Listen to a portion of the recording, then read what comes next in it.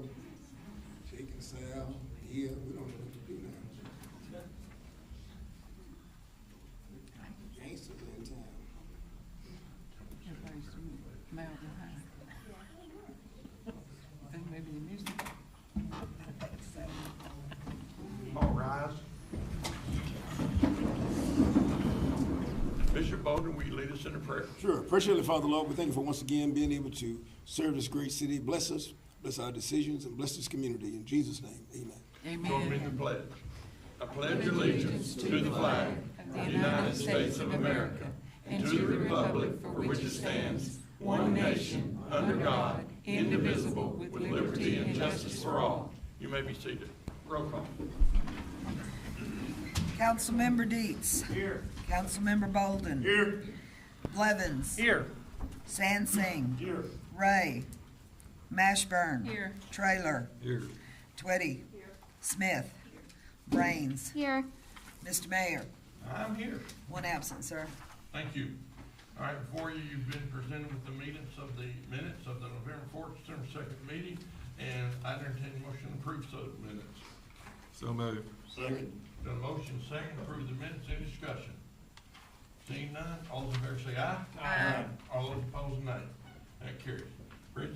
Consent agenda, do I hear anything about the consent agenda? Yes, sir, Mayor. We need a motion first. Oh, I'm sorry. You wanna make a motion? Yes, sir.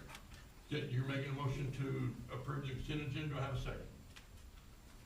Discussion. Yes, Okay, got a discussion. second. Yeah. Okay, discussion. Yes, sir. I Councilmember Blevins. noticed a discrepancy with the animal control report for the end of the year for 2021. It had listed that there was 0 contributions done to the animal shelter for the last year. I'd spoken with the current director of the animal shelter. She said she was gonna look into it, so I would like to accept this with the caveat that she's gonna get back with us to amend that. Okay, and I think there was 1 or 2 last year. Yes, sir. In 2021 you're talking about, right? Yes, sir. Okay, I think there was at least 1. All right. Okay, anybody else discussion on the consent agenda? All right, approve with that being told later of what the donations were. All those in favor say aye. Aye. All those opposed, nay. Okay, now that we have, that brings us to approve a sealed bid on the new city garage. Director Open.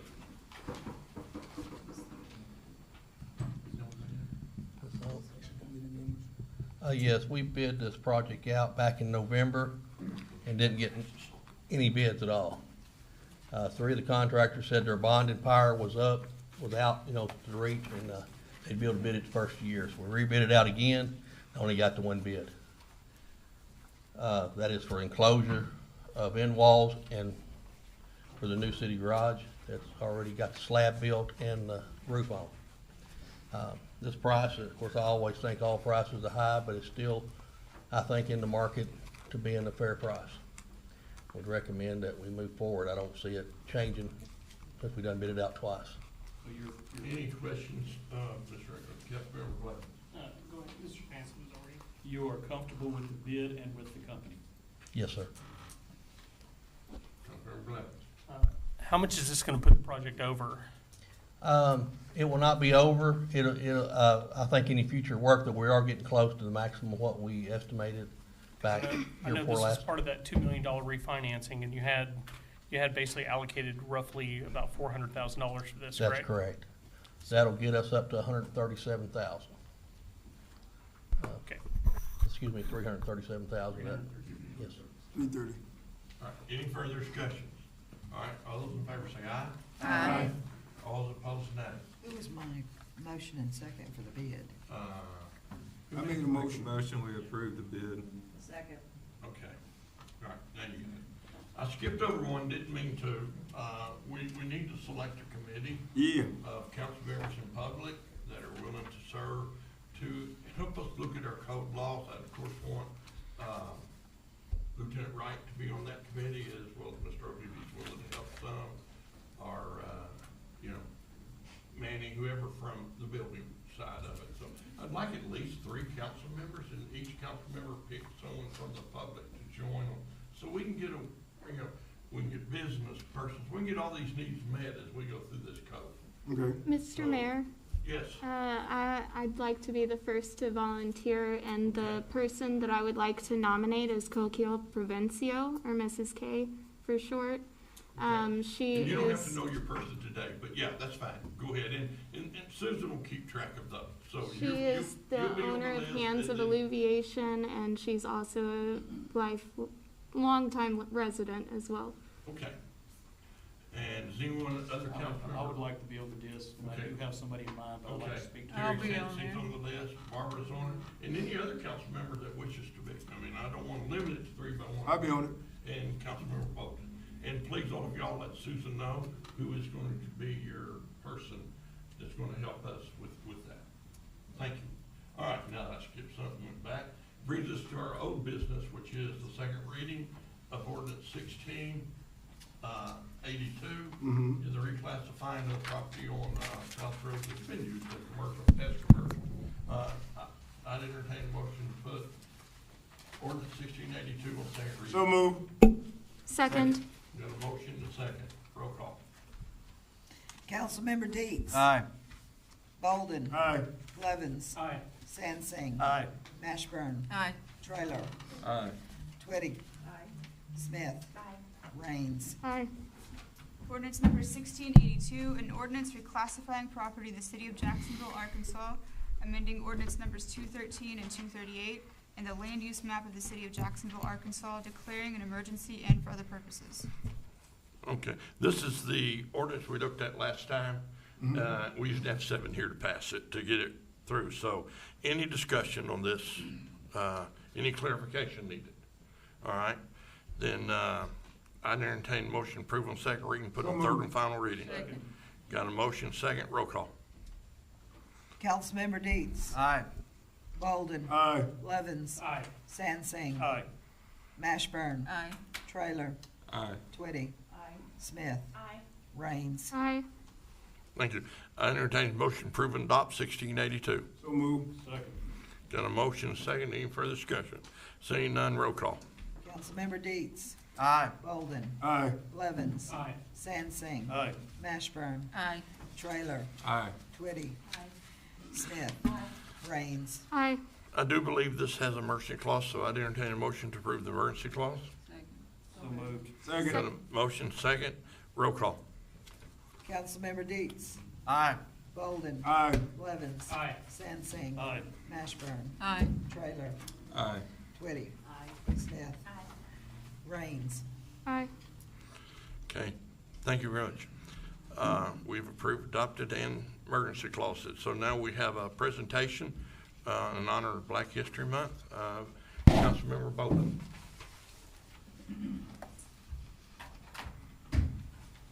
How's everybody doing? You good? Make some noise. Come on, pump up. Another day in paradise. Good morning, Pastor. We woke up, we're in paradise. You got the awful plate. No. As you know, February is recognized as Black History Month. And since I've been on the board, I've always tried to make sure we recognize those who make an impact in our city. And this year we're going to honor an individual who has made an impact with the young people. As you know, if you get them when they're young, motivate them when they're young, they're going the right direction. And we have a lot of problems with our African-American males, whether you want to face it or not, so we need good role models. So I'm going to ask now that Joseph Booker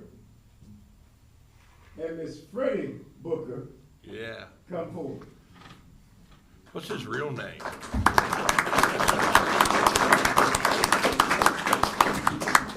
Better known as Broadway Joe There you go. and Mama Joe.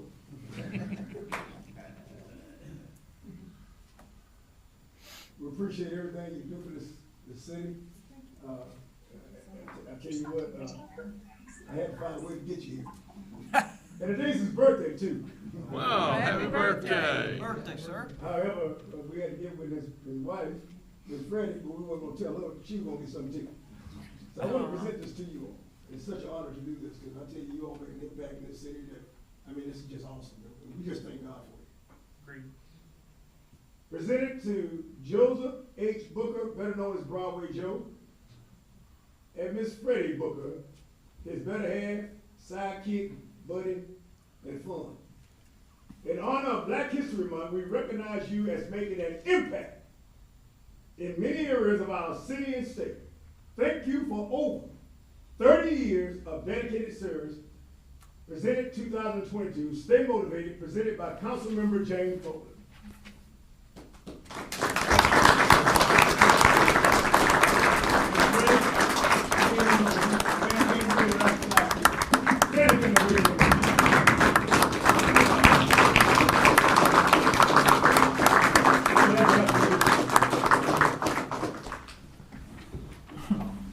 Tell us just a little bit about what you do out there on the freeway, out there in Little Rock. It's an amazing organization you have out there, and then your wife can tell us a little bit about the Mighty Vikings.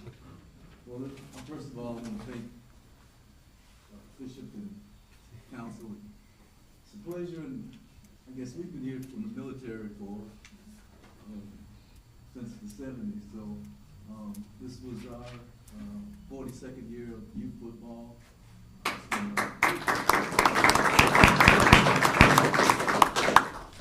I'm a true believer that God don't call everybody to preach, but He makes a call. And after so many years of sometimes saying I want to walk away from this, with a good wife, at least she sticks with me on it, and we continue to do this. We had a lot of fun during the pandemic because we got to do some things that we hadn't done in so many years because we've done football for over 35 years.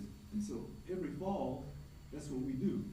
So I think I kind of wanted to do something else when I got into the pandemic, but then it seemed like it just started calling me back. So we were back doing it again. And I just thank the city for their support for so many years. Thank you all. Thank you, Mr. Bolden. And, you know, we just answering God's calling for the city of Jacksonville because when I was young, somebody did it for me. So we're here to do it for the kids. You want to say anything? You know, I resigned my commission in the military. I saw so much of what he stood for as a kid. And where I grew up, you had a strong mom. You didn't talk back. You didn't say nothing. You just did what mom said. You know, not to say that he's like that to me, but I respect him an awful lot. That's what it is in this world. If you respect each other, you can get along with anything as long as they're respecting you, understanding you. We understand each other. I love you for it.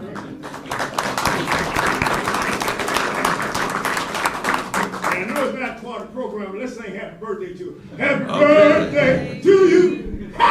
Happy birthday to you. Ha! Happy birthday, Bobby Joe. Happy birthday to you. I feel good.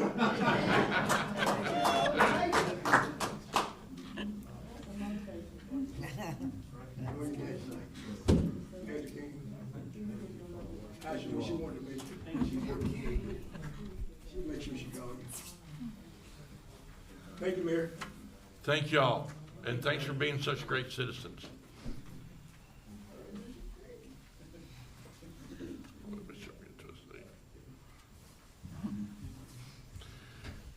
Okay, I've had a request, because we have a large number of guests here from water and wastewater, and this probably shouldn't take long, and so we can get them out of the way. Yeah. It's been requested that we move item and is that D, up to now. Okay. I'd entertain a motion to move D to right now. So move. Second. Got a motion, second. So we can turn this whole group of people loose after we explain what's going on, understanding will be there. So all in favor say aye. Aye. All opposed, nay. Okay. I'd entertain a motion to approve ordinance 1687. So moved. Second. Got a motion, a second, and roll call. I gotta get my Councilmember Deeds. Aye. Bolden. Aye. Blevins. Aye. Sansing. Aye. Mashburn. Aye. Trailer. Aye. Twitty. Aye. Smith. Aye. Raines. Aye. Ordinance number 1687, an ordinance declaring the exercise of eminent domain on certain real property within the city limits of the city of Jacksonville, Arkansas, for acquisition of public easements and rights of way for the construction and development of improved public water and sewer lines for the construction projects on behalf of Jacksonville Waterworks, and Jacksonville wastewater and for other purposes. Thank you. Thea and Jake or Paul, whoever wants to come up and explain what this is for and why we're having to do it, and is the whole world against it or what? No, again, my name's Paul Richards. I'm with Jacksonville Wastewater. I'm the engineer and construction manager there. This is in relation to the highway widening project. 67-167? 67-167. Okay. Yes, sir. We had a total of 38 easements. We were able to attain 30 of those, and these 8 right here that we're seeking through eminent domain, we haven't been able to reach a settlement. You want to tell me why? What's the difficult problem with some of them? Well, it varies. I can go over each one if you like, just Why don't you briefly. tell me mainly, just tell me about Gwatney Chevrolet. Okay, Gwatney Chevrolet, their attorney's taken the position. They're currently under still negotiations with the highway department, so they don't want to deal with any third parties until that's resolved. Okay. So in the interest of time, we need to get in there because the highway department's letting the project next March. So we need to get our, utilities moved out of the way in time for that. Okay. And so basically, if the highway department and everybody's happy there, you wouldn't have to do this, but since they're not, we're having to do Sure, this. we don't want to move. I can speak for the water department, I think. We don't want to move our stuff. We're being forced out. So we're having, through coordination through the highway department and everything like that, we're having to move out of their right of way. Okay. Any questions on this? Any council members, you have any questions on what we're doing and why? Okay. I have Don't a see any question. questions. And you've already had appraisals done for all of these properties? Yes, all 8 condemnations have had appraisals. Okay. Yes, ma'am.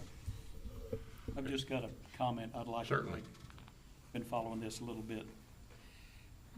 Just speaking to the citizens, the water and wastewater are being forced to do this by the highway department.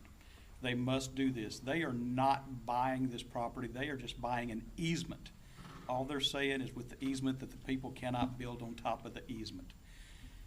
Many of these companies do not have a problem with the easement. They're just in litigation with the wastewater department, like you said, and they can't do that. Some of these businesses are, in my opinion, kind of trying to stick it a little bit to the ratepayer. I know of one business that accepted an offer that was about twice what the appraised cost was, and after they accepted the offer, they went and jumped up 2.5 times that offer again and said, no, we're not going to accept that. We're going to jump it up about 2.5 times, which I think is just, you got to understand, people, that even though the wastewater and water department is doing this, this is paid for by the ratepayers. And when the companies that are doing this or think they're getting over on a utility, they're actually getting over on the ratepayers. So that's one of the reasons I am very much in favor of this condemnation moving forward, because it's not taking any land, it's just using for a right-of-way to move the utilities. They can still have a parking lot. They just haven't moved there. You're not taking any buildings out. No, no one's going to have to move any structures or anything. Okay. Councilmember Blevins. I would like to piggyback just on what Councilmember Sansing said. Like there's tons of questions where people have been saying, hey, what's happening with the widening of the highway? Like, why have we not started on that? Why is it finished on this end and finished on this end and bottlenecked in Jacksonville? Well, I mean, this is like the perfect textbook reason why we need to use eminent domain in this situation. I mean, we tried to make this happen, and like we're the ones that are holding up the widening of the road. Yeah, we're the ones holding it up. I mean, I think that it definitely needs to be done. Okay, thank you. We are holding it up, right? We're not holding it up, but they can't do it till the utilities are moved. Sorry, my bad. Right. Yeah, we're not really the ones holding it up, but the utilities have to move. There's order that you have to do. They're going to widen that road whether anybody likes it or not. They're coming through. So, any other questions, comments? Make a motion, we approve ordinance 1687. Second. First reading. All right, and put on second reading? All right, thank you. All right, any further discussion? Seeing none, roll call. Councilmember Deeds. Aye. Golden. Aye. Levens. I'm sorry.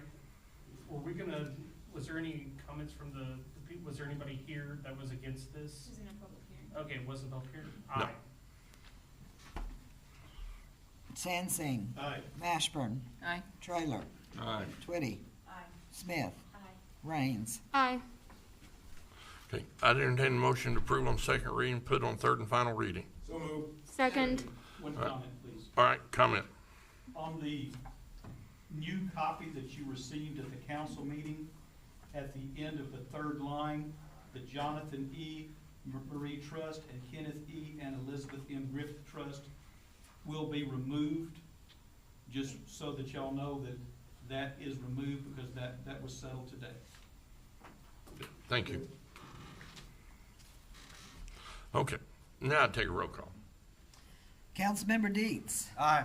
Bolden. Aye. Blevins. Aye. Sansing. Aye. Mashburn. Aye. Trailer. Aye. Twitty. Smith. Raines. Aye. Okay, and any of the others we settled, they'll just obviously go off of that. So, entertain a motion to approve and adopt. So moved. Any further discussion? All right, roll call. Councilmember Deets. Aye. Bolden. Aye. Blevins. Aye. Sansing. Aye. Mashburn. Aye. Trailer. Aye. Twitty. Smith. Raines. Aye. Okay, thank you. Councilmember Raines, you have something you need to ask? Or not? What? Okay. No, what are you referring to? Is this item Well, you had J? sent me an email, and I'm giving you that opportunity this minute to Yes. to send your guest home. I don't know what guests you have here, but That would be Teresa Watson, one of our, contract employees for the city, yeah, contract workers. Right. Where's this So- falling? this is item J under the general schedule. I requested for us to move it up so that Teresa didn't have to stay for the whole meeting. Is that in the form of a motion? Yes. Okay. Is there a second to move up item J? Second. All right, there's a second. Any discussion? All right. Wouldn't they normally be here anyway? Well, Or just not her? Teresa Watson is here to speak about this, and she wants to move it up, so Teresa doesn't have to stay for the whole meeting. Am I correct, Councilmember Raines? Gotcha. Okay. Teresa, So, if you are ready. no, we gotta vote. Oh, we got to vote. Okay, Okay. Sorry, my bad. All those in favor of moving this item up, say aye. Aye. All those opposed, nay. Okay, it's moved up. All right, now if you're ready, Miss Teresa. Teresa Watson is our Community Development Director that's going to be overseeing the point in time count being conducted here in Jacksonville. She's going to tell us a little bit more about that, but that's going to be going on next week on the 22nd, which is Tuesday, from 5 p.m. to 8 p.m. Teresa? Good evening. So on a annual basis, HUD requires the continuum, which Jacksonville is a part of, CATCH, which stands for Central Arkansas Team Care for the Homeless. So we have to do a count. Every year they have to count the shelter homeless, and every other year is the unsheltered. So this year, we are counting the unsheltered here in Jacksonville. Now, previously, we've always had this count, and I think starting in 2017, we decided to add a site here in Jacksonville because it seemed that the population of the homeless had increased. So in 2017 and 2019, we had sites, but we got very little participation, I'll say. They didn't come and register. So this year, we decided to add 2 more sites, so there will be 3 sites where we're trying to capture to see how many homeless is actually in Jacksonville. And we got a site at Walmart, a site across the street from the library, and then there will be a site there at our office at 109 South 2nd. And what we do is we set up a table that has surveys where the homeless will come, and we would just take basic information as how long they've been homeless, their gender and all of that. And in return for them participating, we give them what is called a goodie bag. There's hygiene, food, and drinks and what have you in it. So what happens is this data is given back to HUD in the report, and that determines how much funding Catch receives each year. And are you requesting any volunteers, or do you have everybody you need? At this point, we have all of the volunteers that we're needing at Okay. this time. Maybe the next time that we have this, we might look at adding additional locations like we did this time, but it's just after action and see. Okay. And for your information, they will have this same count again next year. And the reason why is because of the pandemic that took place in 2020 through 2021, Catch requested to push back to have theirs, because the unsheltered is every other year on the odd year. So they're going to be doing it again in 2023. Okay. Councilmember Blevins. Is the volunteers just to go out into the community and find the people? And I guess my question is, how are you going to inform the homeless in Jacksonville that we have these specific places set up for them? We put out flyers there. We put flyers out at the Jacksonville Care Channel, the Fishnet Mission, Fishnet Thrift Store. We have them up at the library. We also have them over at the community center. And I put flyers on all the little food pantries that's throughout the city. So there is no search to go find the people or anything. It's all just for Okay, them now, to come. just to add to that, what you're asking, when we had our last census, that was part of their objective is to go find the unsheltered or who's living, maybe with groups living together. So that was part of what the census tried to do in 2020 when they did the census. This is a different thing that HUD does. They actually seeked them out as they did the census. Just a lot of people don't know that, but yes, that's true. Any other comments, questions? Teresa, how many, do you know of any homeless shelters that we have here in Jacksonville? There are no homeless shelters in Jacksonville. Well, the reason I'm asking is because Westside Baptist Church is looking to try to open a homeless shelter there beside our church. They are. They have called me and talked to me, and they are wanting to. Keep that in mind if anybody knows of anybody that's homeless. They had one person living there. They still live there? No, he left. He hasn't come back yet, though. Okay. All right. Any further discussion on this? Okay. Thank you, Miss Teresa. And while she's here and we're talking about her, we've got an employee starting March the 7th. When does this count? When does this count? The count is the 22nd, so next Tuesday. Okay. So March 7th, Teresa. we have a new CBD director starting, and she's going to be helping train her for the next few months till she decides to ride off in the sunset. Okay. All right. That gets us back on the agenda. So now it's time for us to hold a public hearing on Ordinance 1686. And at 6:27, I open the public hearing on Ordinance 1686. And this is calling for the annexation of certain properties in Jacksonville. So anybody that wants to speak at the public hearing, come forward. You'll still get to speak on this ordinance if you want to when it comes up, if somebody's here. But this is the public hearing, and state your name and who you're with, and talk to us. My name is Jason Bolden. I'm an attorney. I represent Arkansas Homes and Rentals, LLC. There are several members of that organization: Jared Puckett, Ryan Acklin, Jeff Acklin, and some other members here from Bond Engineering, Aaron Robinson and Miss Yvette and Marty are also, and then the Acklin brothers' parents who have been residents here for I went to high school. since the 60s. We went to high school together, so yeah, I know. This is an enclave of 26 acres that is fully encompassed by the city of Jacksonville, but is not technically in the city of Jacksonville. It's an island. It's an island, and we are asking that it be annexed into the city. We're asking for R2 zoning. We have been before the Planning Commission with a plat and a proposal that has been approved by the Planning Commission. This is a big project. The Ackland brothers and Jared are looking at spending $10 million on this project, which currently the property tax on this parcel is $400 and some a year. When this project is finished, we believe that the property taxes on this will amount to about $140,000 a year.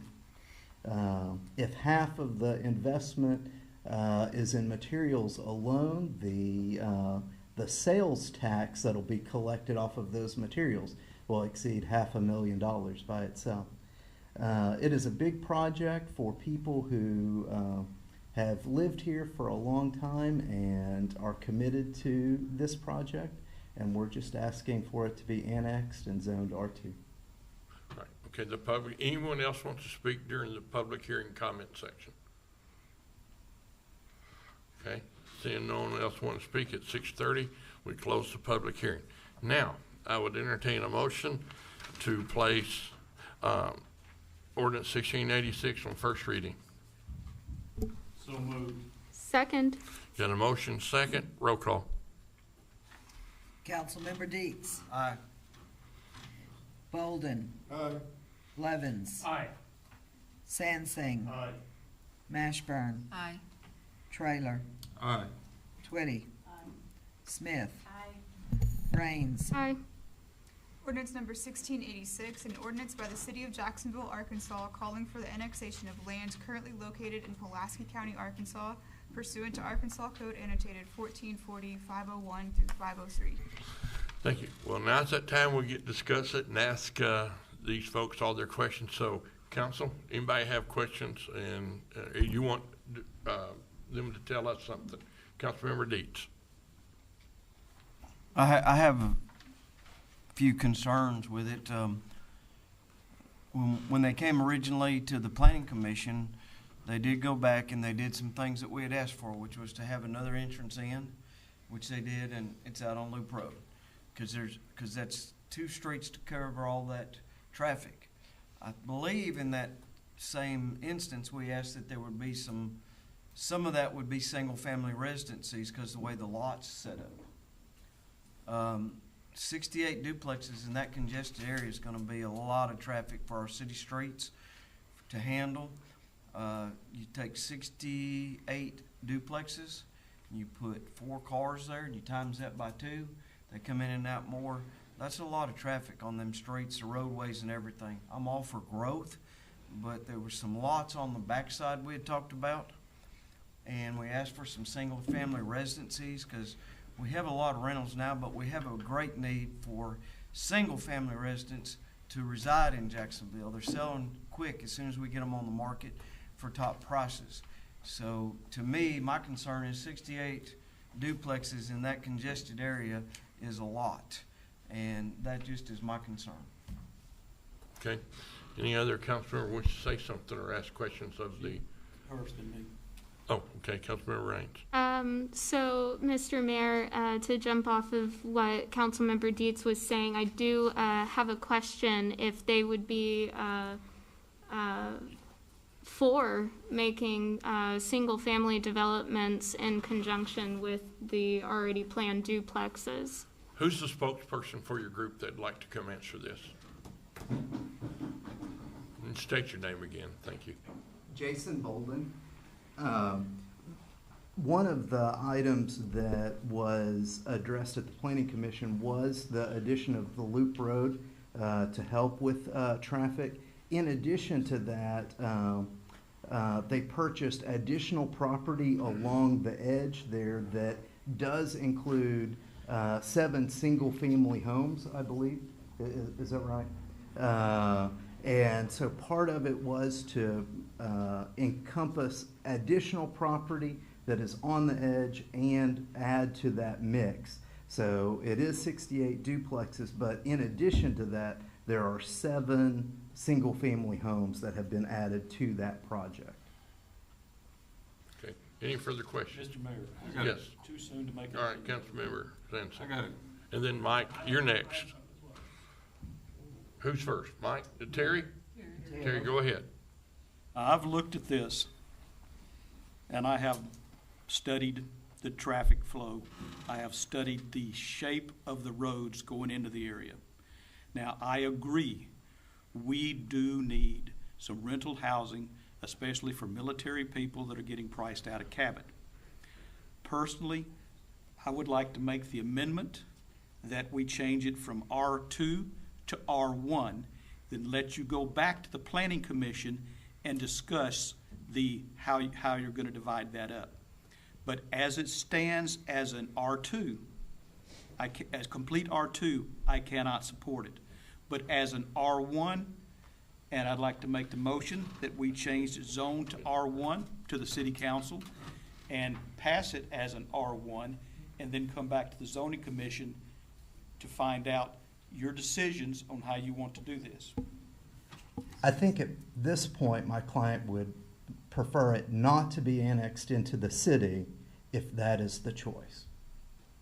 We would prefer it to be R2, or we will develop it without the jurisdiction of the city. We still have jurisdiction over it because it's within our jurisdiction boundary, so we will still govern what you can and can't do in that area. Within some limits to that, Right. yes. That I is mean, there's without city extraterritorial jurisdiction. And at some but- point, we could decide just to force it into the city because it is an island. Until then, Am I that's correct? without city services. Yeah, it's, Correct. Regardless of what your clients say, I'm saying a 50-50 mix with the duplexes next to where the other duplexes are, and with single family close to where the single family are, is the optimum use for this in Ward 2 and the city of Jacksonville. If you want to dump 68 duplexes into an area where there's 26 acres, but the entrance and exits are limited. That is a non-starter for me. Okay. All right, state your name. My name is Jared Puckett. I'm one of the partners of Arkansas Homes and Rentals. What did you say about the 50-50 deal? I said it would be, to me, a perfect mix would be a 50% single family and 50% duplex. I'm not talking where 2 duplexes equal 2 single family, or a duplex equals 2 family homes. I'm talking structures. 50% of the structures be single family structures. Good 50% of the structures can be duplex structures. This allows you to make a maximum benefit with it. It actually reduces our traffic burden by 25%. Going in and out of the 2 units, we can make a significant difference on the two areas. Plus, we do have a big need for affordable single-family homes. We have a need for duplexes for young single families and for GIs that want a room together. We have a need for both, but not a saturation of duplexes. I think we would need clarification on how we're not opposed to the 50-50 deal if that's what we have to do. I mean, we want to work with you guys. We're moving our offices from Cabot. We're developing a property right there off 167. It's going to be 17,000 square feet. Yeah, it's over $1 million. I mean, we're committed to Jacksonville. Ryan and Jeffrey are up here. We want to work with you guys. We thought we were. That's because we went and acquired additional property after the planning to address the traffic and address the single families. So the single families aren't on this agenda because it's already zoned single family, so it's not having to be rezoned. But we've actually, I think we've poured footers on 4. So we've already poured footers on 4 of the single family homes. So we kind of thought we were doing what you guys were wanting. So this is kind of a little bit of a curveball to us. Well, this is not, you've gone before the Planning Commission. You have not come before the City Sure. Council. We are the City Council. We're the one that set the zoning. We have been monitoring what is going on and studying traffic and the ways in and out. And one of those streets that you're going to be put traffic on is a narrow street bad shape. You try to widen the streets, you're taking away the people's front yards on that, so you cannot overflow it with traffic. But if we rezone this to R1 and annex it as R1, and then I think that most of the council, just my belief is that the council would approve the R1, and then you can go back to with a plan to the planning commission, and they would come back and say, this is what we recommend, this is where the dividing line, this is how they're planning on doing stuff. But to get it annexed, I do have a motion on the floor to amend that from R2 to R1. I don't have a second. Yeah, we don't have a second yet. To complete the conversation. Does anybody want to second it before we go any further? Okay, we don't have a second. All right, so that motion dies lack of second. Okay, Councilmember Traylor. Okay, the property south of this, it's zoned R2. It's not zoned, it's outside the city. Yeah, it's coming into. The property south of it? And adjacent is zoned R2. Yeah, the property that this butts up to is zoned R2. Part of it's zoned R2. Part of it. Yeah. Right, part of it's R1. Two sides, it's R1, one side. I'm talking about the south side. There's only one south side, Yeah, it's and it's R2. What about the west side? Okay, the west side That would would be be coming towards town. Bellevue and that area. I think that's R2. It's a That's mixture. R2. I think it's R2. This is the south. So, Isn't that on the Heritage east side, you have Franklin? Loop That's Road, R1. right? That's correct. So the north Which side, is what where is this we're big parcel building. of land that's always been vacant? What is it zoned? Northeastern. What is? This part, the part between the property they're wanting to annex and the railroad tracks. It's gotta be if this is an island. Yeah, I think it's inside the city, but I'm not sure what it is. It's probably unbuildable, if you'd like to know the truth. So I don't know. Jimmy, do you know what that zone there? I can't recall off the top of my head. Right, but it's the lowland that you couldn't build on, correct? A lot of floodplain. And the property on the other side of Loop, across from that, is it in the floodplain?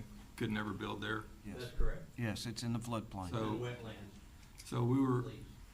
So this thing, on any buildable property, on both sides of this property is R2 already.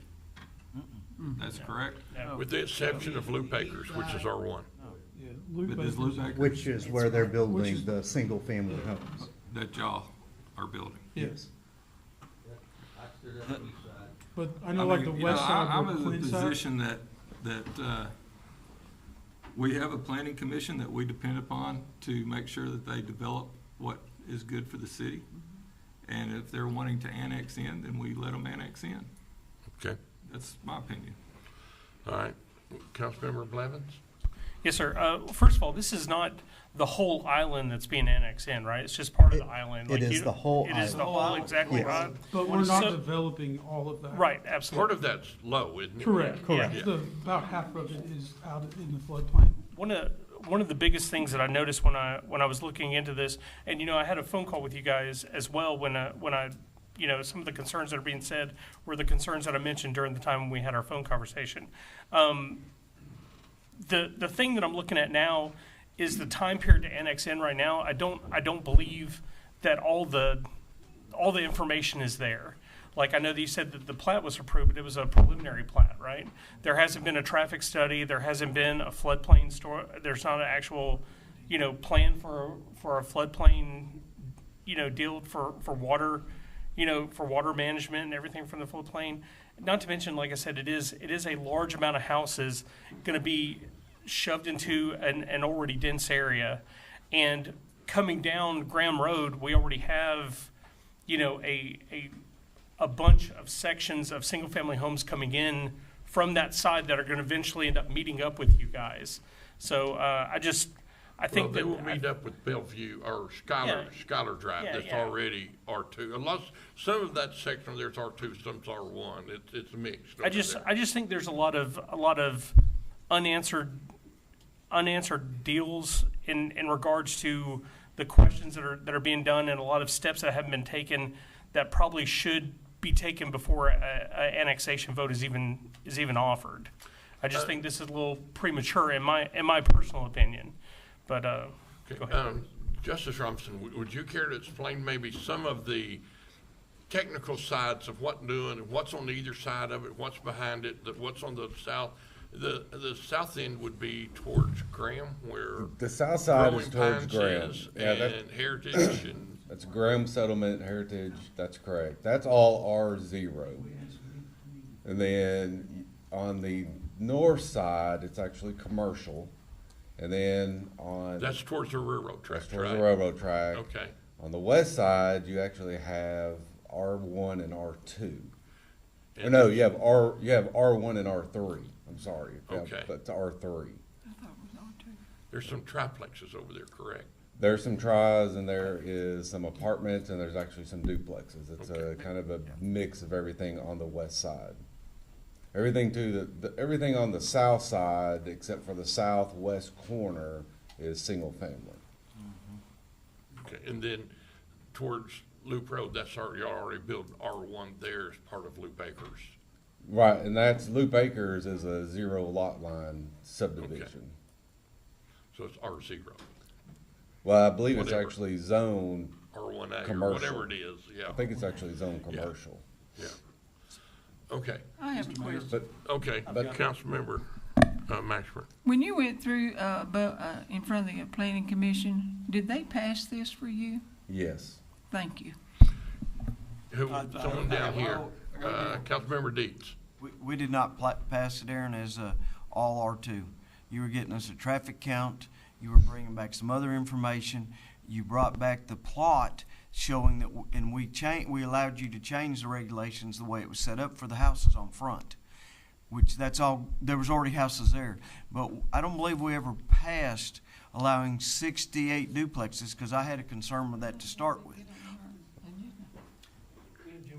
The thing about it is, I said we needed some single-family residencies in there, and you had some perfect areas for them. If you remember, and that backed up to the back area, which is a low area, because you'd have some really nice single-family residencies, which people need, with some big backyards, instead of being all on top of everybody. And that was what I remember saying. I'll go back and check that. But I'm all for the development, and don't get me wrong, I'm in real estate forever. I helped develop that originally, and we set it up, and I was part of the developer that helped get that done. Buddy Taylor, we built the houses there, single-family residencies, because we had a great need, because we were losing lots of military people because there wasn't affordable living in Jacksonville. So we changed that. We got that changed. I brought in builders from Cabot, 3 different ones, and they bought them lots. We sold them houses before we got them done, just like now. But to take an area like that with a small entrance, and I appreciate you getting the 7 lots for the small houses. That's great. You got an area there, which we needed it for fire department and everybody else, because what you have a street coming in on Heritage, which makes a big turn, which you could run straight in, and you have Northeastern, which is, like they've said, is a really small street. Can't go anywhere there, because basically you'll take the front yards of everybody, which we were fine with that when you got the other entrance. It gives them 2 ways in. But 68 duplexes in that area is going to overflow the area with duplexes in Jacksonville. And if there's a resolution on some single family residencies, I don't know how many number that'll be, because I don't speak for anybody except for myself in this. Planning Commission, I'm on it, and the City Council, but I would think, some type of mixture where that would work. But, single family residencies, it's worked over there, because you can tell right now that you have single family residencies in the front all the way, and then we had that zoned for residential. It got into some wildlife and some Corps of Engineers, so we had to trade out some land, 3 for 1 to get them to build it, and then the duplexes were built.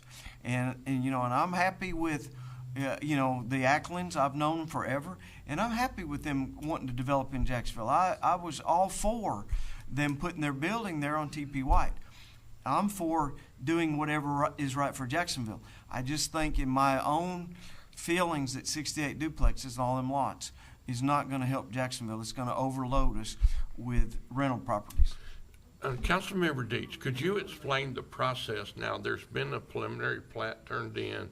The next one, how does it go through the planning commission? If this was brought in R2, you wouldn't have to approve all those duplexes. I don't know, explain the process. Can I ask a question before he does? Yeah. The planning commission, when y'all approve things, can it not have a stipulation that once it's approved, it will be annexed in to the city? I mean, isn't that how we have done things in the past? Yes, it can have that. It can be that way, because from what I'm hearing, y'all don't want to annex in if we change it to say it's got to be R1. You don't want to do it. Well, we need the duplexes to make this would be a way that everything is settled. The planning commission agrees with it, and if it passes that, then it would be annexed into the city instead of waiting and annexing it first, and then y'all squabbling over what it's going to be. But he just said the planning commission did not approve it to be So completely. what I'm saying is, when they do get an approval from the planning commission, then it would become annexed in. That would be one of the stipulations. When we approve the final plat, we would be approving their annexation. Mr. Mayor. Is that what you're saying? Okay, Councilmember Raines. Yeah, so just for clarification, this is not a solely R2 development. What is currently being done, you said that the footers for 3 single families? Yes. So Four so far. There's 7 lots. There's 7 lots, so you're putting 7 single families with 48? 68. But Duplex. 68 duplexes. I'm sorry. And If I may, originally, I think I can help explain. no, The 7 lots. I'm not finished. I'm sorry. So currently, there is R3 in the mix of all of this. Is this what I've been, because I heard something about R3, so I'm just making sure that I understand clearly. So you only have 7 single families, 68 duplexes, and yeah, I definitely understand where having a traffic study done and conducted would be appropriate. And you said that was asked for, requested by the planning commission. Has that been done? So, I'll enter all this. The planning commission, we had the development designed with 2 exits onto Graham. One was on Reba and one was on Northeastern. I think Reba's the name of it. Yeah, Reba, which joins with So Heritage. the planning commission asked us that they thought that was going to be too much traffic for 68 duplexes. I offered up, instead of, they bought 7 lots that were already developed, already in the city limits, already developed. Those are the ones that they're building houses on, completely separate from this development. What the planning commission directed us was to either do a traffic study or find another access onto Loop Road. The way we accomplished that without doing the traffic study was purchasing the 7 lots. We had to replat those lots in order to get a right-of-way onto Loop Acres, which dumps onto Loop Road. That way, you could roughly say half of the traffic would go to Graham, half of the traffic would go to Loop Road. Or all of it might go to Loop Road. You don't know what the traffic pattern is going to be. But in traffic engineering, and I'm not a traffic engineering expert, but a residential street will handle over 1,000 vehicles per day. The maximum is per lane is like 1,900 per hour. So Graham Road will actually handle something like 36,000 cars a day. Loop Road will actually handle something like over 10,000 cars a day. So you take 68, and that's not, they don't go by cars, they go by units in traffic engineering world, which is, well, once again, not my forte. But a townhome, for instance, uses something like 7 trips a day per unit. So if you have 68 units, 68 duplexes, multiply it by 2, multiply that by 7, that is well under 10,000 vehicles. It's like, yeah, it's less than 1,000. So, I mean, that's why you always want more, once there's a fire code, that you have to have more than one entrance. And it has nothing to do with traffic count, it has to do with safety. Right, emergency responders. So, the traffic count was never done because we actually provided a third access onto a completely separate road to mitigate the traffic count issue, to answer your question. Okay. So, Councilmember Deans. okay. And that, we did ask for that. That was one of my major concerns, because you have to have access for a fire truck if somebody has an accident, there has a wreck. So you had that done. So really, the property that you have, I'm real familiar with it. So the 7 lots that you got were already there, and so it wasn't ever part of the 68 or the 28 acres you were buying. So you did do what we asked for there, but the traffic flow is going to be quite a bit different. But that was why we asked for that. We weren't even going to consider it, or the Planning Commission wasn't, without the access on Loop Road. That Loop Road rose to where if you're going down Loop Road, the houses there on the right that have been there forever, there's probably 12. So this property went all the way and backed up into that. Okay? So what they did, they bought the 7 lots from Peacock Estates, and then we did amendments so they could have a road out there, and we did allow them to be shorter setbacks because we wanted them to be a part of our city. But in the same token, we had asked that there be some single-family residencies there. Being in the real estate world, I know why that you would rather have a duplexes, because it's a lot more feasible. They cost the same, but you get a lot more return on your money. I realize that. But when you're saying that it's not going to cause too much traffic, I know that area over there, and you got to add the other housing that's already in there, Aaron. So you got 272 cars per day there if you put 68 duplexes minimum, but they could come in more than once, or they could come in and out if you got kids for schooling. So basically then you add the other housing that's already there plus the other development, and you're going to have your 1,600 or 16,000 cars every day, because you've got some big subdivisions, some big areas over there. Which all I'm saying is, I just don't want to get backlogged and have that many duplexes in that small of an area. And I know what you're dealing with, because you had 27 acres, I think, but you only had 14 that was probably out of the floodplain. So I'm very familiar with it. Right. I had it for sale, and I'm glad you folks got it, because the man passed away. If he hadn't, it'd still be there, because he wanted $300,000 and turned down offers. So I'm just saying, I want the development. I'm glad, but I want, to please me, and I'm only one vote. I would say it needs to have some single-family residencies there, and I would tell you, if you build them, they will sell. That's not a question tonight for the city council. That is a planning commission question. That's right. So, we're not getting anywhere. Yeah, and this is all about the planning commission. I'm gonna say one more thing about this, and then my technicality, unless y'all want to talk about floodplain, is over. The planning commission asked if the way that the proposed development worked, if it could accommodate single-family houses the way that the streets and the lots and everything were laid out, since it was not annexed. And I simply answered, yes, a single-family lot can fit on it just like a duplex can fit on it. The setbacks and everything fit for both. So, but until it's annexed, I mean, and until the zone's there, I don't know, how do you answer that? How do you say, well, this is the dividing line, or we're going to do houses here? I mean, does it work for houses? Yes. Does it work for duplexes? Yes.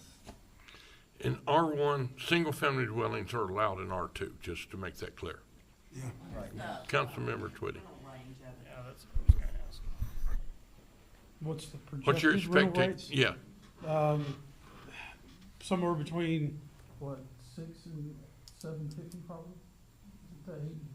Rent rates? Yeah, somewhere in that range. They- We don't know Yeah. for sure yet. I mean, we're hoping somewhere in that 650 to 750, 795 rent rate. 2-bedroom? They're all 2-bedroom, 1 bath. So, what do y'all get now on the ones back behind there, at the end of the street? On Clint? Yeah, same price, Yeah, 6. On the yeah. 2 ones, now, there's also some 3-bedroom ones. Right. There that are renting for more, but on our 2 ones, we're in that 595 to 725 750 range. Yeah, Yeah, 750. 750, yep, Yeah. would be. Some of them are older, you know, if they've been there for a while. Yeah, and they'll all, so we're gonna do a brick skirt on the front of them. There'll be vinyl siding. They'll have double pane windows. The kitchens will have like shaker cabinets, granite countertops, stainless steel appliances. They'll be small, but they'll be very efficient, very nice. I mean, it's, you know, it's affordable housing. That's what we're trying to bring. We're willing to work with you guys, however, but we need the majority of those to be duplexes to make it work for what we're trying to do with it. Okay. Councilmember Bowler. First of all, I'm in favor of us doing something to help people have housing. But the question I have about the R1, because you made a statement that your client would not want R1 at all. Am I correct on that? So if we made a motion to go R1 and approve it, they wouldn't want that. Is that correct? Well, it doesn't fit our plan, but if you guys approve it at R2, could we resubmit something to the planning commission to do some R1s inside of that? Because if we get R2, we can do R1, right? Yes, you don't have to get permission to put Correct. a single-family dwelling on an R2 lot. So Is then- that They correct, haven't Jimmy? approved it, which we thought they had approved it, so there's a miscommunication there between us and Bond. But if you approve it as R2, we're happy to go back, and I can't do all of them as R1 or single-family homes, but if you wanted, you know, a larger number than the 7, I mean, we're willing to work with you guys. I mean, we want to be here in And Jacksonville. that would have to be in the final plat when the planning commission Again, approved that's the a planning final plat. commission discussion, not a city Right. council discussion. So if you guys approve it as R2, then we could do R1. And they may not approve you. for Correct, that. but if Even you though do it's on that, R1 They may not approve it all. It's up but to if the you planning do- commission. Am I So I'm correct? clear. Okay. If you guys approve it as R1, then there's no guarantee that we get R2. Correct. That is correct. That's correct. So it would make better sense to us to do it as R2 and then go back to the planning And commission. then you fight with the planning Yeah. commission, not us. Okay. Yeah. Okay, any other One comment? to the Yeah. rest of the council. This is Ward 2, we live in that ward. We travel up and down Loop Road multiple times a day. We see how much traffic comes in from Lone Oak, and other places that come down Loop Road. This is not just city of Jacksonville people that they're thinking of traffic, but we got traffic from Lone Oak County that comes down Loop Road. I have never been down that road that I didn't see cars coming, several cars in front and several cars behind, as it is currently. Now, That's not even to mention when there's a tournament going on. Yeah, absolutely. but, you know, I'm just sitting there thinking, what is the best mix for our ward? I don't think we're determining the mix tonight. We're just putting it in as R2, and if what the planning commission decides, will come back to us to approve or disapprove that. Am I correct? Is that, I'll vote. okay, that's your choice. So if we did R2, planning commission would come back and say what? Give me some clarity. And if I have to bring, well, Mike, you know, Mark, answer that question, Councilmember Deeds. So too, we've already approved that they could go down in the rate, down to R1 with no problem. We've already agreed to that. Yes. You know, it doesn't even have to come back for us. What we would need to do, if it come back to the planning commission, we need to figure out some type of consensus on what would be better, if it's gonna be 50-50, 60-40, because I understand business side of it, and I understand why you'd like to have the duplexes. I mean, it's a great investment, and you invested your money to make money, and we appreciate your wanting to invest it here. We just need to figure out what's best for the city of Jacksonville. I mean, I'm all for that. Duplexes, I own a couple. Okay, is there any further discussion? Okay, all right, I'm gonna break this up into two things. I'm going to ask for a motion to approve on first reading, not suspend the rules and put on second reading, but approve on first reading. Second. Okay, you're making the motion, Barbara. Who, is anybody I'll seconding it? second it. All right, we got a motion to say, to approve on first reading, not go to second reading yet. That'll be a separate motion. Okay. Got a motion, is there any further discussion? All right, roll call. Councilmember Deets. Aye. Boland. Aye. Blevins. Aye. Sansing. No. Mashburn. Aye. Trailer. Aye. Twitty. No. Smith. No. Raines. Aye. Okay, with 6 yeses, 3 noes, so it's approved on first reading. Now then, I would need 7 votes to put it on second reading. So I ask for a motion to put ordinance 1686 on second reading. Make a motion, put 1680 on second reading. All right, we got a motion to put on second reading. Do I have a second? I got a question. Okay. Now, this is just to put it on read, not to vote yet. Okay, go ahead. I just need a second to Barbara's motion. Because I still, because it's not gonna pass. I mean, if you need 7 votes, it's not I gonna do. pass. But I have to have a second, if, or the motion, or we. Are y'all willing to go to back to the planning commission and get approval with the stipulation that if they approve it, you would be annexed into the city? Yes. To me, that's the best solution. Then is your motion to table it until they go back to the planning commission? Correct. Okay, so do I have a second to Mike's? Okay, got a motion, a second, that with the final plat approved, it'll come back before us, annexed in with the final plat? Is that, am I? Not annexed, we No, we're not doing anything. No, if it goes back to the planning commission, it can't come back annexed in. No, it won't be, it will be, when the final, we'll either approve it as the planning commission approves the final plat and annex it at the same time, or we will not. If that's what y'all want to do, that's what, I think that's what Mike's motion is, am I correct? It's to send it back to the planning commission, come up with the final plat they like, and then we'll approve the final plat and annex it at the same time. Aaron, would you like to say something? Yeah, I don't think you mean final plat, because final plat means, yeah, I think you mean preliminary. Final plat Okay. means the streets are road, or the streets Okay, are built. there you go. Sidewalks Okay, are right. built. Okay, to clarify. They're okay, so they don't end up with a plot of land that's annexed into the city that they don't want to do. I was gonna make sure it's not final plat, it's preliminary. Okay, it's preliminary plat. Okay, all right. PC recommendation. All right, so that's your motion, correct? Do I have a second? No, it's Barbara's motion, okay. Mike made it, you seconded it, Barbara? Okay. Is this a vote? Roll call.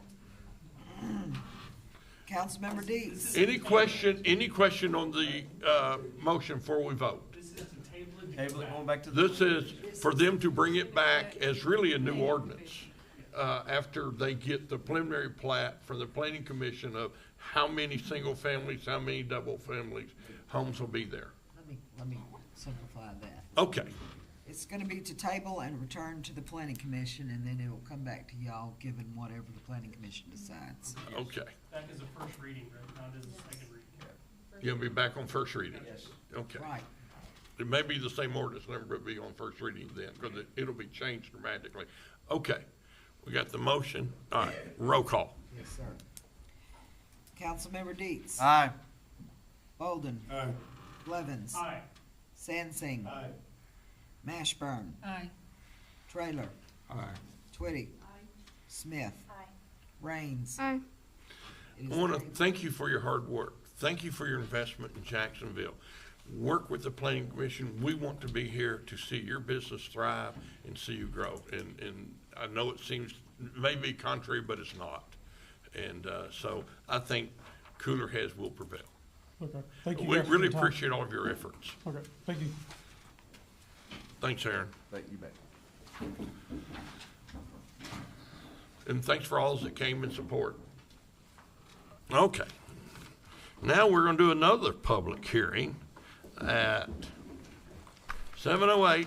Public hearing is open to discuss ordinance 1685 to address the fees for your building, plumbing, electrical, HVAC, the permit schedule for the city of Jacksonville for building permits.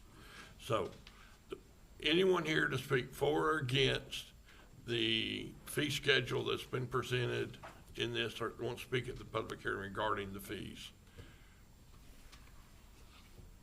What, I'm looking at the first page. Oh, this is. Well, we're in public hearing for public to talk for about 30 more seconds. Okay, at 7:10, I close the public hearing. Now then, I would entertain a motion to put ordinance 1685 on first reading. Second. Got a motion and a second, roll call. Councilmember Deets. Aye. Bolden. Aye. Levens. Aye. Sansing. Aye. Mashburn. Aye. Trailer. Aye. Twitty. Smith. Raines. Aye. Ordinance number 1685, an ordinance amending the plumbing, electrical, and inspection fee assessments codified as Jacksonville Municipal Code, section 1612-030, 1608-580, and 1608-600, respectively declaring an emergency and for other purposes. Thank you. Director Oakley, will you come and explain what we're doing, why we're doing it, and when's the last time we changed these fees? Yes, sir. That is correct. We haven't had a rate increase in inspection fees for now going on a little over 40 years. So we're way overdue. And these fees that we're recommending is still very competitive to our neighboring cities. So we're very, very competitive. When you say competitive, is it higher or lower? Lower. Lower, okay. But like I said, it's been 40 years. Any questions of Mr. Oakley?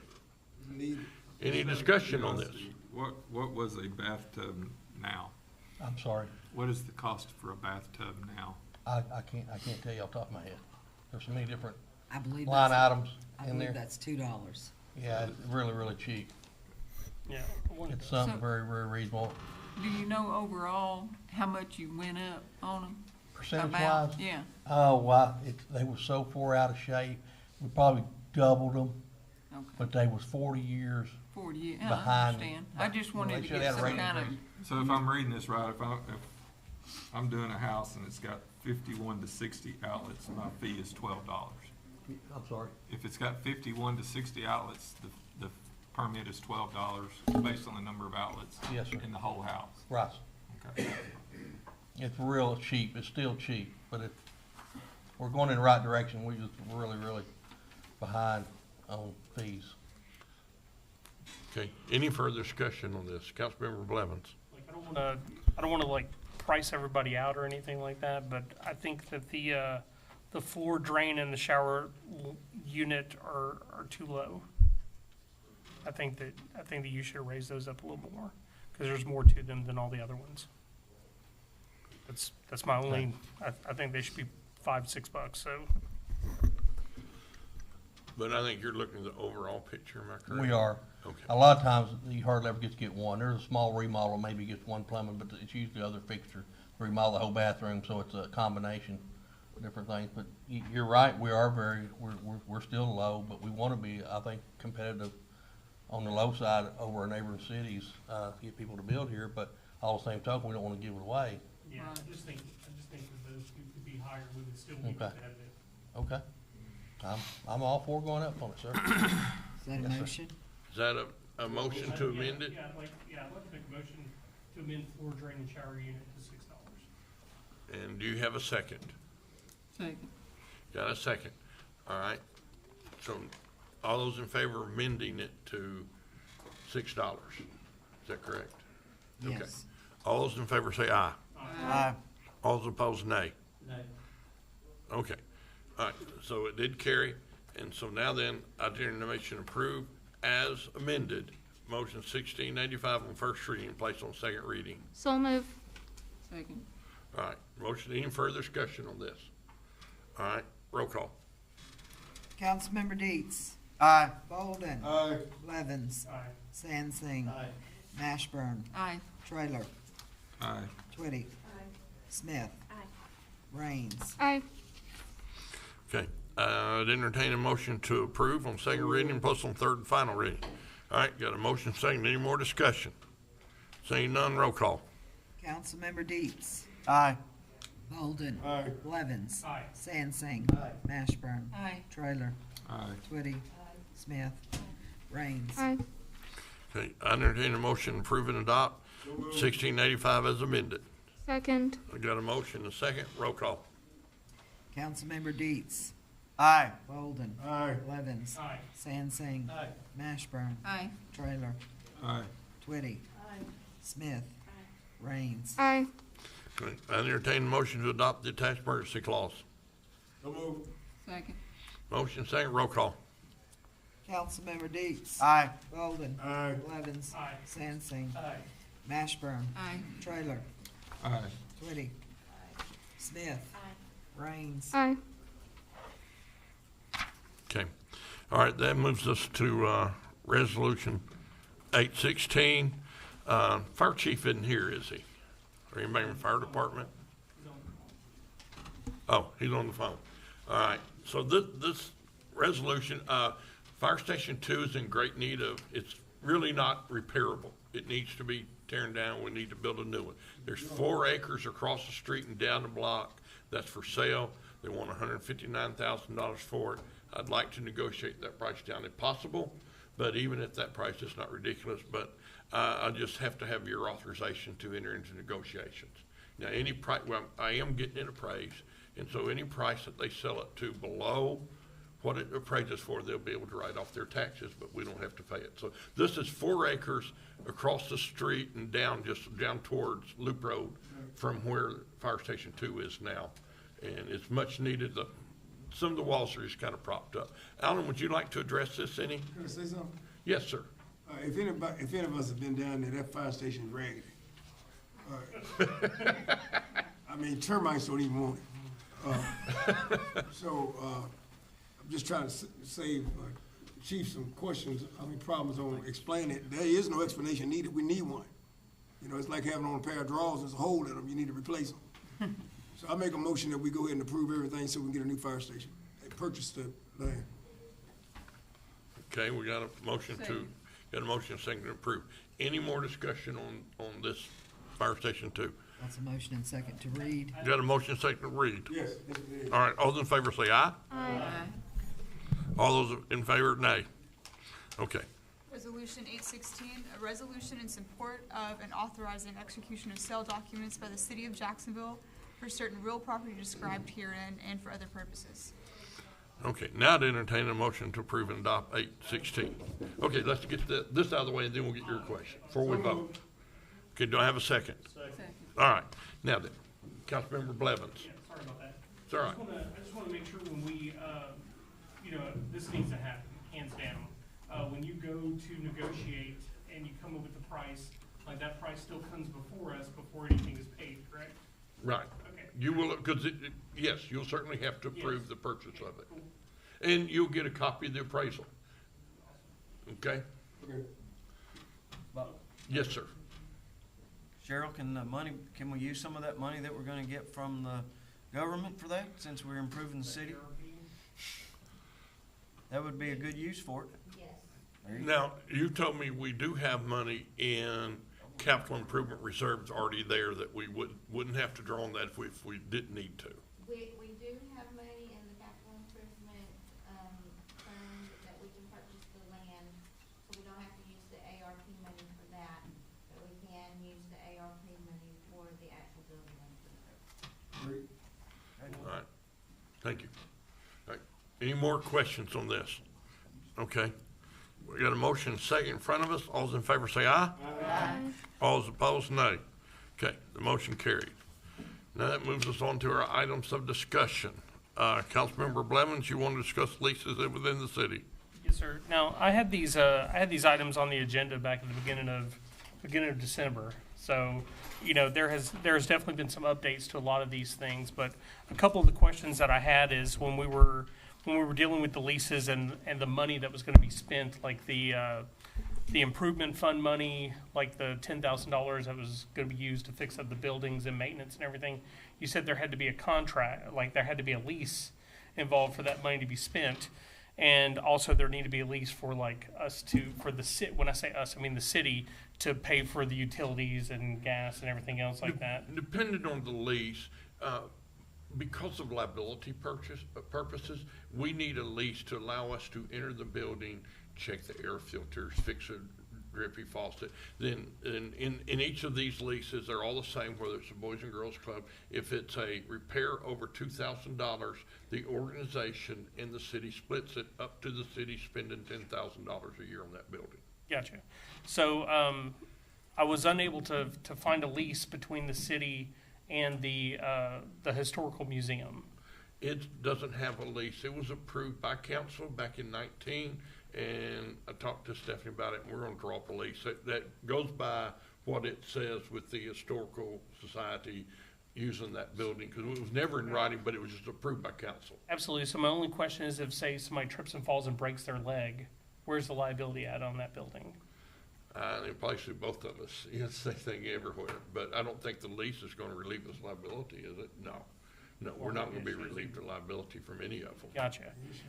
Yeah. You know, the senior center, that's what I'm the saying. chamber. Who has the insurance on And I do have a signed lease with the Boys and Girls Club now. I've heard that, and I had a question about that as well, but also like, in the lease with like the senior center, I know that we give the senior center, like we pay for the utilities for the senior center because they offer a service, and then we also have an additional fund that we use for the senior center.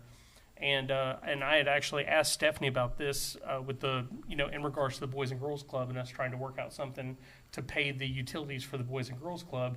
And as much as I love the Boys and Girls Club and as involved I had no idea that they charged. I didn't know that there was a membership fee. Yes. So, man, dude, like I don't remember there being a fee. Like obviously I was completely oblivious to that. But so you've never served on the board over there either? I've never served on the board over there. No, sir. No, Mr. sir. Trader I have. Bishop So- Wilson has, yeah. so Yeah, my- there's a fee. So my question was, when I was talking about, hey, can we do something like this, like pay the utilities, bring that in with the city since we already had a lease with them. I started thinking about the $50,000 that we give to the senior center. And I was wondering, is there any kind of deal like that could be made for the Boys and Girls Club if they eliminate the membership completely and allow it so every single individual, every kid in the city is able to go to, Tell me about our meeting we had. I wasn't at the meeting, Bob, but to answer your question, we have a service agreement with the senior center. They offer a service to the city that the city doesn't provide. Right. Boys and Girls Club, however, is offering the same service that Parks and Rec offers. So that's how we get around. We can offer the senior center money. We can't give a general subsidy to the Boys and Girls Club if they're offering the same service that the city already provides. even if they offer this, it may be the same service, but in a different part of the city? Doesn't matter. It doesn't matter? We actually had Lanny come down and meet with the museum, the chamber, and the Boys and Girls Clubs that we're trying to draft up in agreements for each one. And we tried. It was back in 19, wasn't it, Stephanie? I don't think the Boys and Girls Club was part of that. Yeah, conversation. LaConda was there, It that was- meeting. It was the initial meeting, but the Yeah. one where we talked about providing funds was just the chamber. Right. So- Yeah, so we had that meeting years ago. Yes, sir. How much are the memberships? Depends on if you play basketball or not. Yeah, it changes if you're just a member, coming there in the afternoon. They've also started a food program. Right, years that's ago. what I was saying, so. And we used to have 300 and something members, and Exactly. right now they got about 20. Yeah. And so, I've talked with Marshall Nash, and we're gonna work together, try to get their membership up, but it's not real expensive, and they do offer scholarships if you can't afford a membership. That's what I was Was wondering. it $10, Mike? Girls Club is also a non-profit. Ten of them if They're they need associated with, who is it again that they're? United Way. United Way. And they're provided funds from United Way, and if the city got too involved, they wouldn't get those funds from United Way anymore. I don't even know if they're still getting those funds as it is right now. Well, as long as they're a Boys and Girls Club, they are. In my opinion, the Boys and Girls Club could go a long way in trying to reach out to people and businesses in the city to raise money to help those programs instead of the city doing it. I was just trying to think, I continuously read online that there's nothing for people to do in this town, and I always thought for sure that the Boys and Girls Club was free, and I was like, why is there only 20 kids going up there? Well, it's not free, so now I'm trying to think, well, hey, look, if the city was able to do something to where they gave a large chunk of money, like $50,000, and eliminated the membership completely for everyone to go there, it would become an open, full deal, and would pull a lot of kids from that don't have anything to do and would maybe alter their lives like I was changed with the Boys and Girls Club. And So- my youngest son went there, and I was 15 years on board, and I agree, it's a great need the city has, and I hope we can get to that point. And Marshall Nash has agreed to work with, not just me, but here, people on the council and people in the community to get the Boys and Girls Club back to where it was. Okay, so does that cover both of your? That would cover both F and G. All right, so now that brings us to your item H, which is social media. Social media questions for the meeting. Now, during the State of the City address, you mentioned that you loved to put a pot out here so that people could come up and fill out a slip and people would be able to ask questions, because you said you wanted to make sure that the city council was more accessible for people to give, to ask questions. We do stream this online using YouTube. I would like, since you said you wanted more people to have access, I would love for us to have a time where we can accept questions from the citizens through YouTube that can't end up making it up here. And also on the one city council meeting that you weren't here for, we approved for there to be a main city Facebook page on social media. And I've asked you several times about it, and you even came to me and you said, well, that didn't happen. And I was like, well, it definitely happened when you weren't here. And you said you were going to look into it. No, I never disagreed with you. What I'm saying is we haven't put it together yet. I've been working with the department heads on writing policy. How are we going to handle social media? What social medias we're going to use? Because Facebook for boomers is real big. But for Gen Z, it's nothing to them. None of them are on Facebook. And so we've got to figure out how do we reach maximum number of people. And we need a policy where each department has a policy that follows within, and then we need to get a page where important things are placed on that page. So it's not dead, it's just slow like everything else in government. Yeah, and in we're that headed policy, that direction. In that policy also, we need to take a look at who owns the pages, because as you know, we lost the animal shelter page. That will have to be owned by the city. The director of that department will be admin and somebody they choose. That's where our discussions are at this point. What are your thoughts on the YouTube questions? I hadn't thought that far ahead. I'll meet with my directors. What are your thoughts on that? About being able to access the YouTube questions for city council? Oh, I mean, I'll turn it on if we decide to do it. I Pretty. don't really have much of a dog in that fight. How many people are watching right now? Right now, we have 9 people. Okay, so, I understand what you're saying. And the other thing that I've considered is, what if you had a question and you emailed it in advance, because you weren't gonna be here, you're just gonna watch it, but you wanted an answer to this question about Ordinance 1804, I'm for it, I'm against it, please put me down for that at the meeting. So but what if a question arises during the explanation of it through one of the other questions that were asked? Because there's been multiple instances where a question was asked here and the answer has opened up another question for somebody else. You don't think I've gotten them on my phone? Yeah, I mean, I've gotten them you as can well. get them on yours too. So I see you look at your phone some. So yes, that does happen. Yeah, no, Councilmember Deeds. personally, I have that same policy, and I have a lot of constituents that ask me questions during the meeting, texting me on my phone, and yes, I do read them out, and I do ask them during the discussion when it is appropriate. Yes, and that, Councilmember Deeds. I was just gonna say that, that's not a bad idea, to have them sent in. I would like to, if we're gonna do that, before they start sending a bunch of questions in, to us, I'd like someone to be able to make sure that they're appropriate and they're appropriate.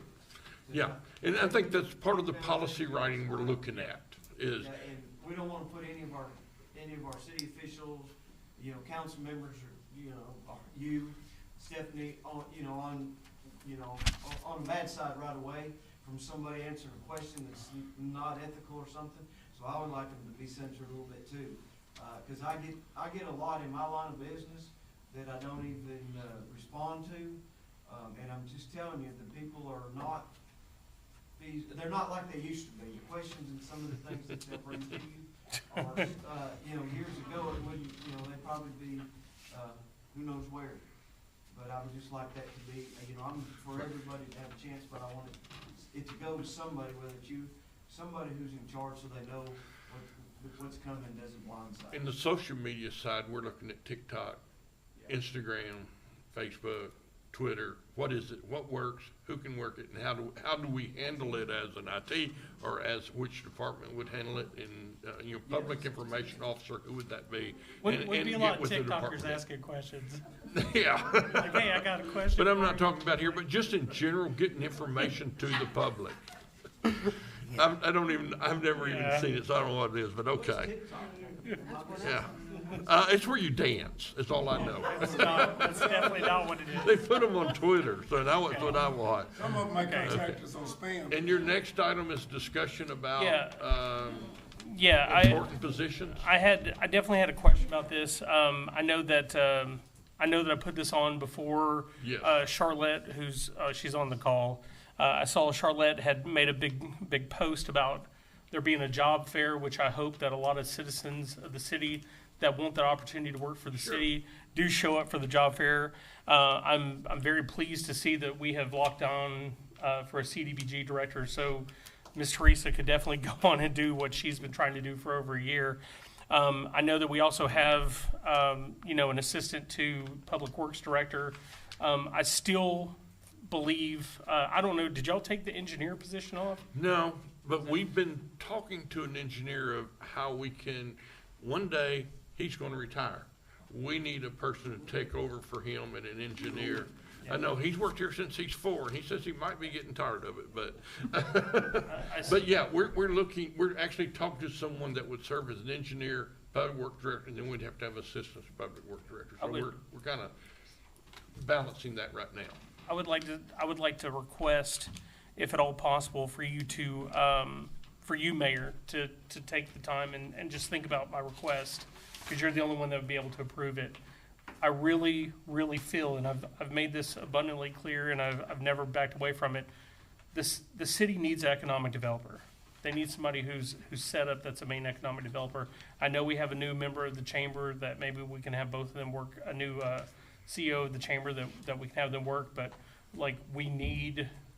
The city needs an economic developer. Like we have too many empty buildings. Discussions I've had with other mayors, and to be out of the question, no, that's not out of the question. So it's there somewhere. I know there was out of the question before, so I'm just right. It's still not out of the question. Right. No, it's not out of the question anymore. Okay, those are all my items. Okay, and then we've already done Chase, so that leaves us to Councilmember Deitch. You have an announcement about a workshop and what it is, who needs to attend, and all that. Well, I gave everybody a sheet just so they know, and we had kind of talked about it back in January. We were going to plan it, but my thought is to try to set it up where everyone has time. March 17th, 2022, 1 p.m. here at City Hall. Have everybody here on the City Council, some of the department heads to be able to be there, and for us to brainstorm what we need to do, what we need to change, and for everybody to put their request in writing so everybody will have a chance to look at them. I put some of mine in writing that have been a concern to me, and most of these have been brought to my attention and from other cities around the area. A lot of these, the mural ordinance, I know we're talking to Stephanie, we have some issues there we have to go over, but it's still something that we need to brainstorm on, because right now, unless somebody gets money from the city, they can put whatever they want on the side of their building. It can be whatever they want if they own the building, and I just think it sets us up for something else. So we just need to discuss it and come up with a plan. If they get money through the AMP, they have to be approved, and we can't stop freedom of speech, but we sure need to make sure that it's beneficial for the city of Jacksonville on that one. VBROs and Airbnbs, I'm just going to tell you right now what's happening in a lot of other areas, and I already see it happening in Jacksonville. There's people that are buying a lot of these rental properties and apartment houses from out of town. They have no problem taking a house and putting, putting 4 or 5 different residents in the same house that's too small. They're not in the city. It's not a concern for them. It would be a concern for me. In a lot of the areas where they're doing this, there's a lot of activities that we wouldn't like in any neighborhood in Jacksonville. Meth labs. You get 4 people do a meth lab in the middle of your town. We don't even know that they're there, and they were in and out in 2 and 3 weeks, and the house is not livable. So we need to look at that. They're doing it in Hot Springs. They've got ordinances, Rogers, Fort Smith. I sent one to Stephanie today to kind of review, and I've been reviewing them. The other item was the planned money allotment from the government. I think we're supposed to get $5 million or something like that. And you did ask, Cheryl did ask for a statement to go out for a survey, but I think we need to look at it and see what we think we need also, and then to help on that survey. It's all these things we'll discuss at the workshop. Yep, and that's what I want everybody to Okay, do. and everybody else can get their list together for the workshop as well? Yes. Okay. All right, then that brings us to Councilmember Raines. You have a survey that you're, different survey than we did a while back? I don't know. Yes, this is different than the finance survey. So this was a request that was presented to me prior to getting elected and throughout my first year. So this year I have been doing the research and looking at different cities and their citizen satisfaction survey, working a little bit with IT and Dr. Price. And so I will be reaching out to all of the department heads to be giving you the example that we settled on, which is, I believe, from Topeka. And that will give you a good idea of kind of like the questions that they asked and the insights that that survey brought to them. So that we can formulate our own, so that all of our departments can be getting this information from our citizens. And it's all of our citizens, and it is quantifiable feedback versus somebody talking on the phone, you know. So it's definitely a beneficial resource, and I'm hoping that we can get a finalized draft of this survey to be presented to our civic organizations for final review by March or April. All right, thank you. All right, now it's time for announcements. First announcement, of course, is we got the Taste New Orleans, March the 1st. Mary, you gonna have tickets for that? And my wife said I'm going to have some tickets too, so we'll have tickets here. Mary, anybody, can you go to the senior center and just buy tickets if you want to? Get them from Mary. Oh, you got to give them Mary. Okay. I will deliver them though, but. Yeah, and so this is a great event, fundraiser for the senior center. So everybody, please participate. That will. The other things, we've had a lot of calls this week, and of course, anybody on the planning commission already knows, but there's construction work being done in the parking lot at Walmart, and that's the new Slim Chickens that's coming to town. That as soon as they're building up, they're going to open the Slim Chickens there in the corner of the Walmart parking lot. Y'all approved that a month or so ago at planning commission? 2 months ago, we sure did. Right.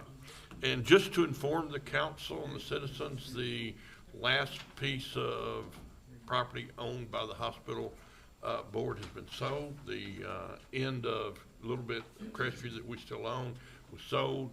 Workforce Services building was sold? Yes, and it's been sold. We're going to be closing the hospital board. All the money's coming to the city. We had an appraisal of 315 or 12. We sold it for 210. It needs about $150,000 or $160,000 worth of work. Had one offer in 8 months. Yep. And so, but we're closed. It's done. We're going to close the hospital board, and all the money's coming to the city. And anything else? Yes, Mary? I received a call this afternoon. I hate that Chief Lawley got off line here, but we have Chief Hibbs. It was an elderly couple that had called 911. She thought her husband was having a stroke, and she was there by they're older people. She was there by herself, very panicked. The 911 operator calmed her down completely. Within minutes, she said she heard the fire trucks coming, and she wanted me to relay to both chiefs that We need to be very proud of what we have because she is proud to be a citizen of Jacksonville. She said their uniforms were so sharp. She said they were very calming to her, very professional. Her husband did not have a stroke. It had something to do with dementia. The EMT that was there actually had the same thing with a family member and really calmed her. And so she was very, very grateful. She wanted me to say thank you to you guys, and Chief Laffey and his guys for doing an outstanding job. They do, and thank you. That's a great story to hear. Anybody else anything to bring before this council? All right, I'd entertain a motion to adjourn. We're adjourned at 7:39. Well, it's 19 minutes short.